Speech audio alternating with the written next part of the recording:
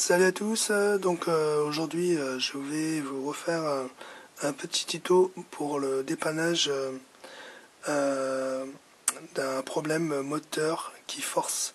Alors ici c'est un moteur de trottinette Urban Glisse et avec son petit contrôleur.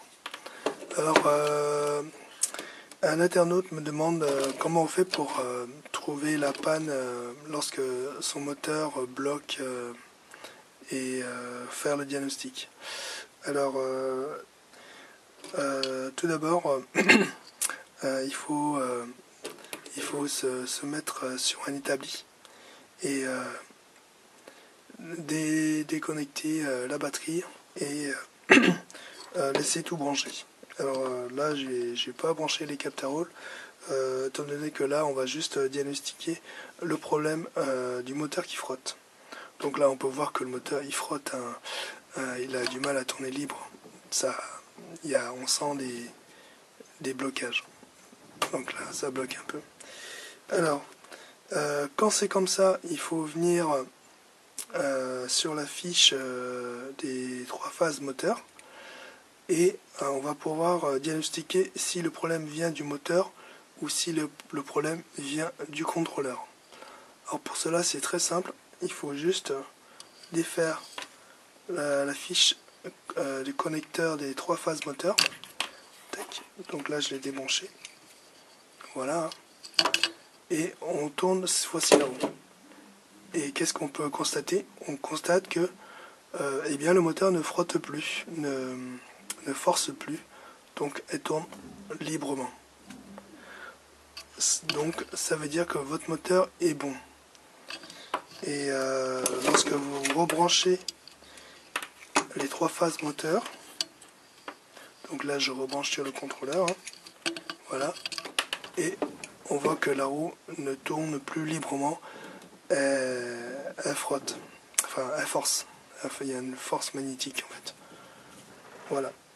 Donc ceci veut dire que c'est pas le moteur qui est en cause, mais le contrôleur. Donc ça veut dire qu'il va falloir le démonter et ouvrir à l'intérieur et vérifier les MOSFET. J'ai fait une vidéo là-dessus pour tester les MOSFET.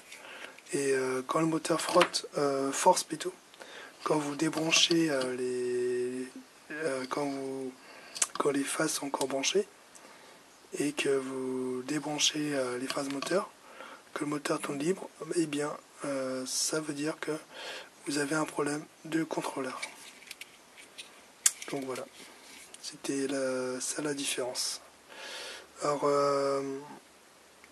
en réalité, j'ai fait volontairement, j'ai créé volontairement un défaut du contrôleur pour simuler une panne. Donc c'est juste pour la vidéo. Alors maintenant, je vais refaire une vidéo pour vous montrer ce coup-ci la panne moteur. Sur cette partie-là, c'est la panne contrôleur. Étant donné que la roue tourne librement lorsqu'on nous débranche le contrôleur. Et lorsqu'elle est branchée, elle coince. Donc, défaut contrôleur, le moteur tourne librement une fois que ça a été débranché. Alors, donc, deuxième hypothèse. Votre moteur force toujours, en fait, elle force, et puis il y a l'erreur sur le display, erreur contrôleur ou erreur moteur. Alors, quand vous êtes comme ça, débranchez la batterie, et on va faire la manipulation pour séparer le moteur du contrôleur pour savoir d'où vient la panne. Alors, comme précédemment, donc je vais débrancher les 3 phases moteur. Tac. Donc ce coup-ci, je débranche les 3 phases moteur. Hop. Et on peut voir que le moteur ne tourne pas librement. Donc là, elle frotte. À force, je vais dire. Et pourtant, on a débranché le contrôleur. Quand c'est comme ça, ça veut dire que maintenant, vous avez un problème moteur. Et le contrôleur, lui il est bon. Donc ce coup-ci, vous avez un problème moteur. Alors quand c'est comme ça, alors souvent ce qui arrive c'est que ce moteur c'est un moteur roue avant, contrairement au roue arrière. Il y a beaucoup de, selon les chocs, l'angle de braquage, tout ça, ça peut arriver que vous avez un problème de fil, de câble, tout simplement. Alors on va prendre un testeur, on va le mettre en mode de beeper. Et puis on va venir tester les phases. Alors généralement quand vous prenez un testeur beeper, on va faire sonner les phases et normalement ils vont tous sonner. Hein, parce que l'impédance est tellement faible que ça va sonner. Alors là je teste les 3 phases. Donc ça sonne tous. Bon, c'est tout à fait normal que ça bip. Hein, parce qu'on doit tourner aux alentours des 2 ohms. Alors ce qui n'est pas normal, c'est que vous avez ça. Voilà. Donc je suis avec une des phases hein, et quand je touche la carcasse du moteur, ça bip. Ça c'est pas normal. Alors ça veut dire que à l'intérieur du câble vous avez un frottement qui a dû se faire et vous avez les fils qui touchent la masse du moteur et ça crée un court-circuit. Donc comme les fils sont à nu, ça vient frotter à l'intérieur sur la carcasse et vous avez un court-circuit aléatoire hein, selon les vibrations. Donc ce coup-ci, vous avez diagnostiqué un problème moteur. Alors quand c'est comme ça, il faut démonter et tester à l'intérieur ce qui touche la masse.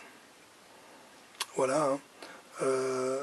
Pour cette manipulation, j'ai volontairement mis 2 phases sur la carrosserie, hein, sur la masse, pour simuler une panne. C'est pour vous montrer. Hein. Et généralement, la coupure se fait au niveau de l'entrée du câble. Donc à l'intérieur, à force des vibrations et des mouvements, les fils touchent la masse. Et donc ça peut créer des problèmes moteurs. Donc voilà, hein, il suffit de... les câbles se vendent sur internet, hein, on peut les remplacer et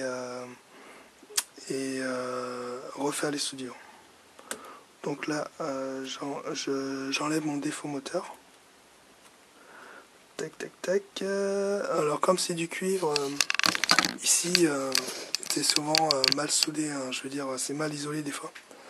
Alors comme c'est du produit chinois, ils font ça vite fait, hein, donc pour gagner du temps ou gagner du matériau, et donc ça a été mal isolé. Donc là je remets bien, hop, tac tac tac. Normalement ça ne touche plus la carrosserie, la masse, et on va pouvoir tester. Voilà, hop. Ce coup-ci, la roue tourne librement. Vous voyez, il n'y a plus de frottement, donc ça force plus, elle tourne librement. Et si on teste la carrosserie, elle ne bip plus.